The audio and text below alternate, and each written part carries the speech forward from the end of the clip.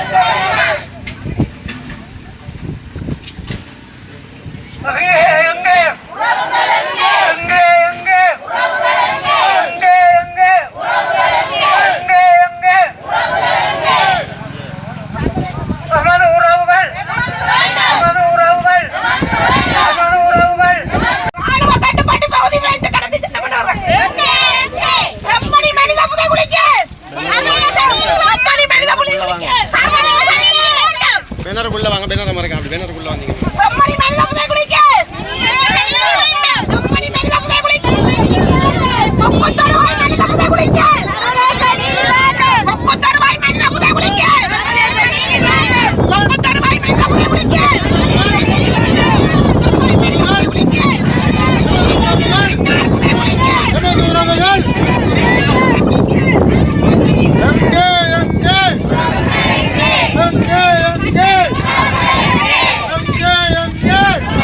அனைவருக்கும் அன்பான வணக்கம்.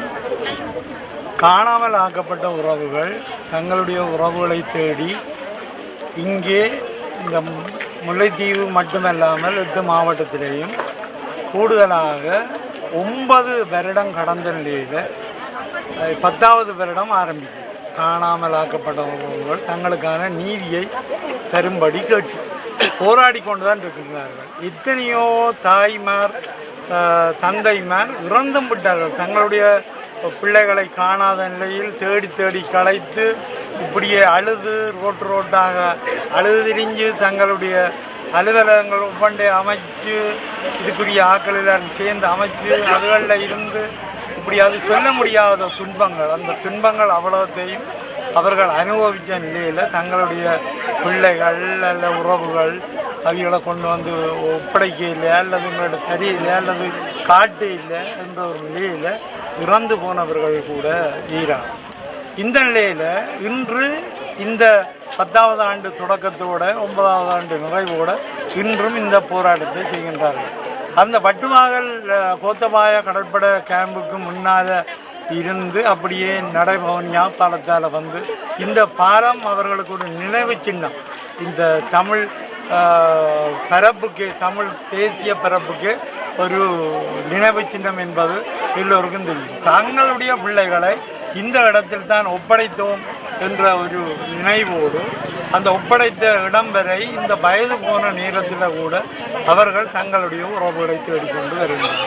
இது ஒன்றுக்கும் ஈவிரக்கம் இல்லாத நிலைமையில்தான் கடந்த கால அரசாங்கங்கள் நெடுக செய்து வந்தது.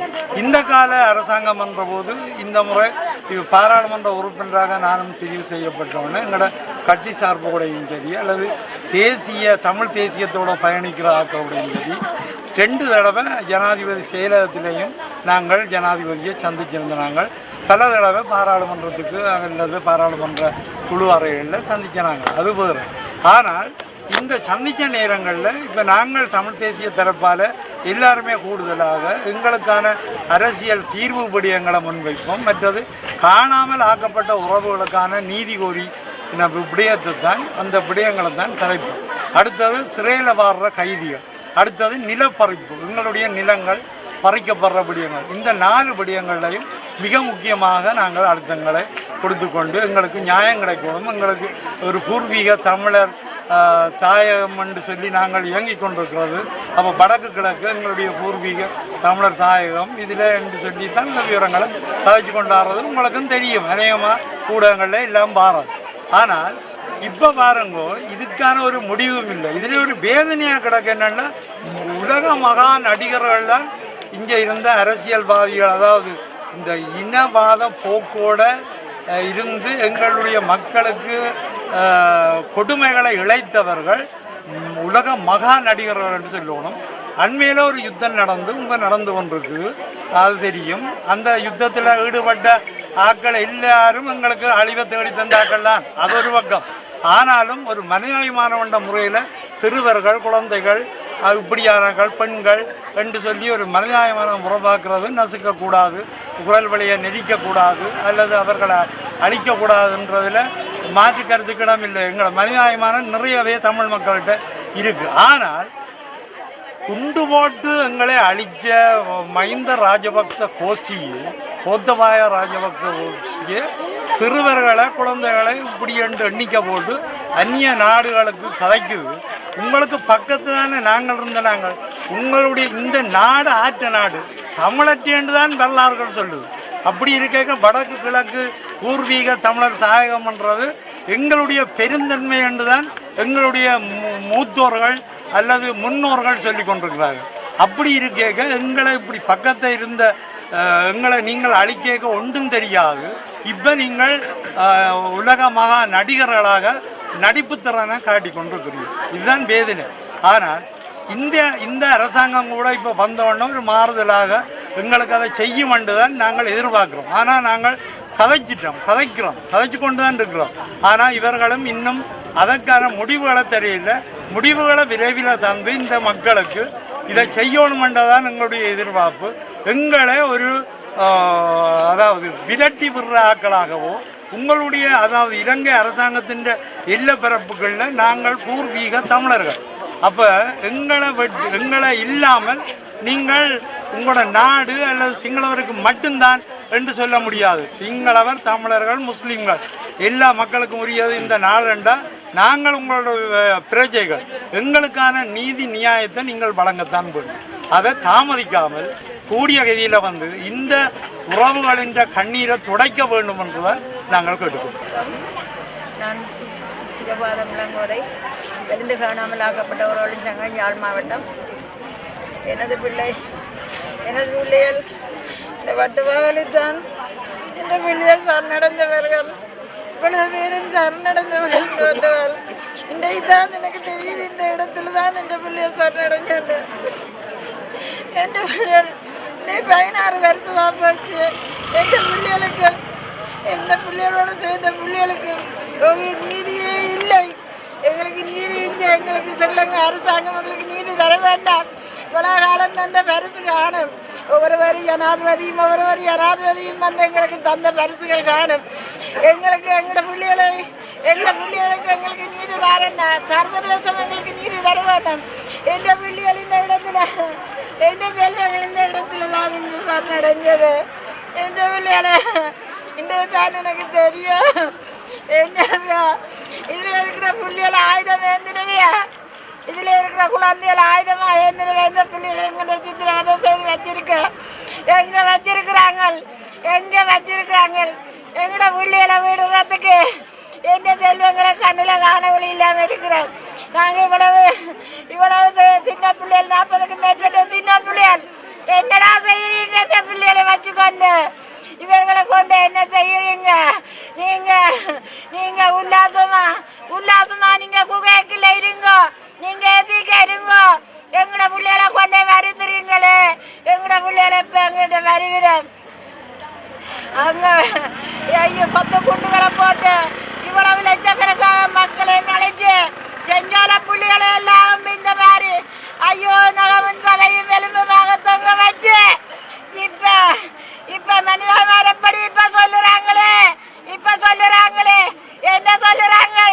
பெண்கள், குழந்தைகள், முதியோர்கள் எல்லாம் சாரார்கள் அநியாயமா கொல்லப்படுகிறார்கள்.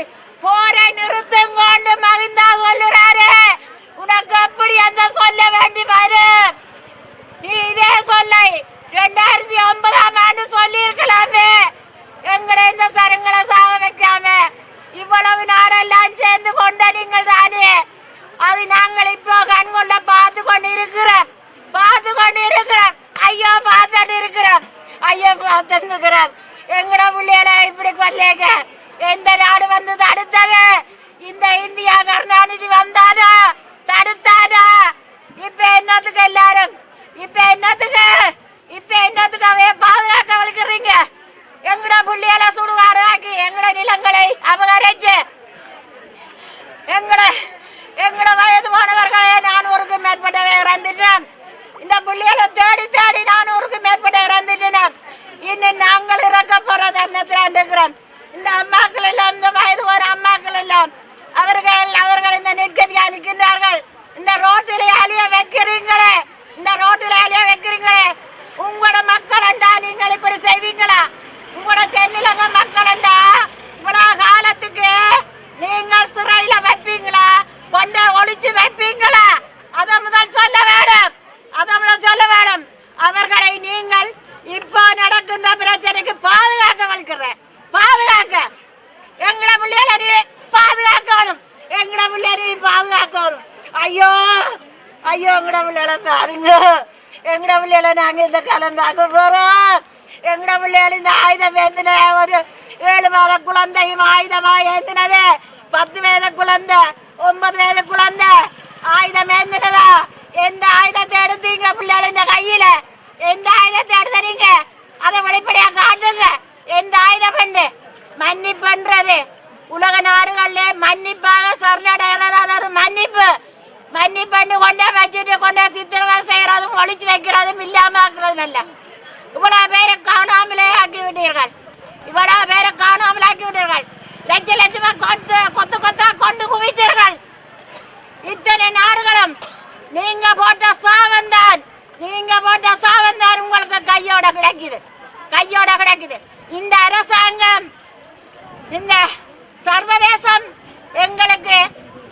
எங்களுக்கு நீங்க ஒத்துழைப்பு செய்து எங்கட பிள்ளைகளை எங்கள்கிட்ட ஒப்படைக்கணும். இல்லைன்னு சொன்னால் அதே அரசாங்கங்கள் எங்களுக்கு வந்து குண்டு போட்டவ எங்களை எல்லாரையும் வந்து கொல்லுங்க. பிரச்சனை இல்லை. இனிமேல் நாங்கள் உயிர் வாழ்றதுக்கு இல்லை. எங்கட பிள்ளைகள் எங்களுக்கு தேவை.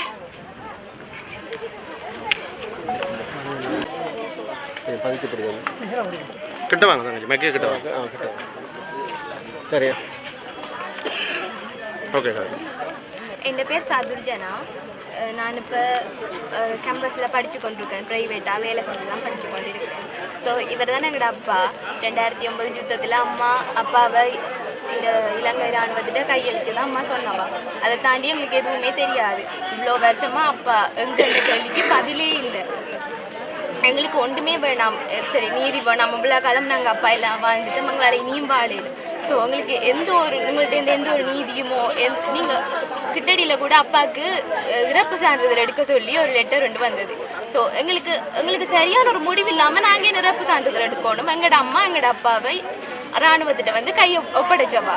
அதுக்கு பிறகு இவ்வளோ காலமாக எந்த ஒரு ஆன்சருமே இல்லை. ஆன்சருமே இல்லாத தராத ஒரு கவர்மெண்ட்டுக்கு எதிராக நாங்கள் எங்களோட அப்பாவுக்கு டெத் சர்டிஃபிகேட் எடுக்கணும், நாங்கள் எடுக்க மாட்டோம். எங்களோட அப்பா எங்கேண்டு எங்களுக்கு சொல்லும் வரைக்கும் நாங்கள் எடுக்க மாட்டோம். இப்போ அனுரா வந்து புதுசாக ரூல்ஸ் எல்லாம் போட்டு கண்ட்ரியோட டெவலப் ஆகணும்னு நினைக்கிறாரு. நான் வந்து அவர்கிட்ட ஒரே ஒரு கொஷின் கேட்குறேன், எங்களோட அப்பா எங்களோட அப்பா இவ்வளோ காலம் எங்களோட அப்பா வருவான்ட்டு எங்கள் அம்மா நம்பி தான் இருக்கிறோம். நாங்களும் அதே நம்பிக்கையெல்லாம் இருக்கிறோம். எங்களோட அப்பா இல்லையேண்டா சரி ஓகே, நீங்கள் என்ன செஞ்சிட்டீங்க நாட்டில், நம்ம எங்களுக்கு அதெல்லாம் தெரியாது. நாங்கள் சின்ன வயசில் இருந்தோம், எங்களுக்கு எதுவுமே தெரியாது. நாங்கள் நிறைய கடந்து வந்துட்டோம். இதுக்கு மேலே எங்களுக்கு ஒரே ஒரு கேள்விக்கான பதில் மட்டும்தான், என்டி அப்பா எனக்கு என்டி அப்பா வேணும். இல்லையேண்டா அவர் இல்லையேண்டா அதுக்கான பதில் வேணும். அவர் என்ன செஞ்சீங்கன்ற பதில் எனக்கு வேணும். இல்லையேண்டா இது நாங்கள் இருக்கிற வரைக்கும் என் தங்கச்சி இருக்கிறா. நாங்கள் எங்களோட நெக்ஸ்ட் ஜென்ரேஷன் வரைக்கும் நாங்கள் இதை கொஷின் பண்ணிகிட்டே இருப்போம். இனி வர ஜென்ரேஷனும் கொஷின் பண்ணிகிட்டே தான் இருப்போம். எங்களுக்கான ஒரு ஆன்சர் இல்லாமல் நாங்கள் இங்கேருந்து போக மாட்டோம். முள்ளிவாய்க்காலிலே இந்த வட்டுவாகல் மண்ணிலே தங்களுடைய உறவுகளை இராணுவத்திடம் சரணடைய செய்து காணாமல் போய் இன்று 17 ஆண்டுகளாக அந்த உறவுகளுடைய விடுதலைக்காக போராடி கொண்டிருக்கின்றோம். கடந்த 10 ஆண்டுகளாக தொடர்ச்சியாக காணாமலாக்கப்பட்ட உறவுகள் தெருவிலே நின்று தங்களுடைய உறவுகளுடைய விடுதலைக்காக அல்லது தங்களுடைய உறவுகளினுடைய நிலையை கேட்டு கடந்த 10 ஆண்டுகளாக தொடர்ச்சியாக போராடி கொண்டிருக்கிறார்கள். கடந்த 17 ஆண்டுகளிலே பல்வேறு ஆட்சியாளர்கள் தென்னிலங்கையிலே மாறிவிட்டார்கள். பல்வேறு கட்சிகள் ஆட்சியை கைப்பற்றியிருக்கின்றன. ஆனால் இந்த காணாமலாக்கப்பட்டவர்களுக்கான நீதி கடந்த 17 ஆண்டுகளாக தொடர்ச்சியாக மறுக்கப்பட்டு வருகிறது. ஒவ்வொரு ஆண்டும் ஜெனீவாவிலே சர்வதேச சமூகம் கூடுகிறது, கலைகிறது, தீர்மானங்களை நிறைவேற்றுகிறது. ஆனால் இதுவரை வலிந்து காணாமலாக்கப்பட்ட அல்லது இலங்கை அரசாங்கத்திடம் இலங்கை இராணுவத்திடம் தங்களுடைய உறவுகளை கையளித்து விட்டு அவர்களுடைய நிலை தெரியாமல் இன்று 17 ஆண்டுகளாக நாங்கள் போராடி கொண்டிருக்கின்ற பொழுதிலும் எங்களுடைய உறவுகளுக்கு எத்தகைய நீதியும் இதுவரை வழங்கப்படவில்லை. அவர்கள் விடுதலை செய்யப்படவும் இல்லை. அவர்களுக்கு என்ன ஆயிற்று என்று கூட இந்த மாறி ஆட்சி பீடங்களிலே ஏறிய அரசுகள் சொல்லவில்லை. அண்மையிலே 2 ஆண்டுகளுக்கு முன்னர் ஜேவிபி இந்த நாட்டினுடைய ஆட்சி பீடத்தை கைப்பற்றியது. அவருடைய தேர்தல் பிரச்சாரத்திலே கூட காணாமலாக்கப்பட்டவர்களுக்கு தாங்கள் நீதியை பெற்றுக் கொடுப்போம் என்று தேர்தல் பிரச்சாரத்திலே கூறியிருக்கின்ற பொழுதிலும் இன்று வரை அவர்கள் ஆட்சி பீடமேறி சுமார் 1.5 ஆண்டுகள் கடந்துவிட்ட நிலையிலும் அவர்கள் இன்று வரை அவர்களுடைய விடுதலைக்காக இத்தகைய ஒரு பதிலையும் தருவதற்கு தயாராகவும் இல்லை.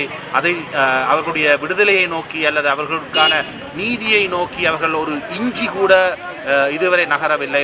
நாங்கள் சர்வதேச சமூகத்திடம் தொடர்ச்சியாக நாங்கள் மன்றாடி கொண்டிருக்கிறோம். எங்களுடைய காணாமலாக்கப்பட்ட உறவுகளுக்கான நீதியை, அவர்களுடைய நிலையை கண்டறியுங்கள், எங்களுக்கு நீதியை வழங்குங்கள் என்று நாங்கள் கூறிக்கொண்டிருக்கிறோம். ஆனால் சர்வதேச சமூகமும் காதை பொத்திக் கொண்டிருக்கிறது, மனச்சாட்சியை மூடிவிட்டிருக்கிறது. ஆனாலும் எத்தனை நாட்களானாலும் எத்தனை வருடங்களானாலும் எங்களுடைய உறவுகளுக்கான நீதியை கோரி நாங்கள் தொடர்ந்து போராடி கொண்டிருப்போம். இன்றைய போராட்டத்திலே இந்த வட்டுவாகல் மண்ணிலே இன்று முன்னெடுக்கப்பட்ட போராட்டத்திலே ஏராளமான குழந்தைகள் போராடி கொண்டிருக்கிறார்கள் தங்களுடைய உறவுகளை தேடி. ஆகவே அடுத்த தலைமுறையும் எங்களுடைய உறவுகளுக்கான போராட்டத்தை தொடங்கிவிட்டது என்பதுதான் இந்த செய்தியாக இருக்கிறது. நாங்கள் ஒன்றை பார்க்க வேண்டும். இன்று ஈரான், இஸ்ரேல், அமெரிக்கா போன்ற நாடுகள் மோதிக்கொள்கின்ற யுத்தத்தில் ஈடுபடுகின்ற நிலைமையை நாங்கள் பார்த்து கொண்டிருக்கிறோம். இது 3ஆம் உலக யுத்தத்தை நோக்கி இந்த நாடுகள், இந்த உலகம் நகர்ந்து கொண்டிருப்பதையே தெளிவாக காட்டுகிறது. நாங்கள் ஒன்றை பார்க்க வேண்டும், வரலாற்றிலிருந்து ஒன்றை பார்க்க வேண்டும். 2ஆம் உலக யுத்தத்தின் பின்னர் உலகத்தினுடைய வரைபடங்கள் மாறியது. உலகத்திலே பல புதிய நாடுகள் தோற்றம் பெற்றன. பல தேசங்கள், பல தேசங்களுடைய பல மக்கள் கூட்டத்தினுடைய சுயநிர்ணய உரிமைகள் இந்த 2ஆம் உலக மகா யுத்தத்தின் முடிவிலே அங்கீகரிக்கப்பட்டது. அதே போன்று இந்த நாடு இந்த உலகம் பூகோள அரசியலின் உச்சத்திலே இப்பொழுது இருந்து மோதிக்கொண்டிருக்கிறது. இந்த பூகோள அரசியல் யுத்தத்தின் அதனூடாக ஒரு 3ஆம் உலக யுத்தம் நடைபெறுமாக இருந்தால் அல்லது அதற்கு பின்னரான களஜிதார்த்தங்களிலே பல தேசங்களுடைய சுயநிர்ணய உரிமைகள் அங்கீகரிக்கப்படுவதற்கான வாய்ப்புகள் மிக பிரகாசமாக இருக்கிறது. அந்த வகையிலே இப்பொழுது இந்து சமுத்திர பிராந்தியம் இந்த பூகோள அரசியலிலே மிகவும் முக்கியமான ஒரு பிராந்தியமாக மாறியிருக்கிறது.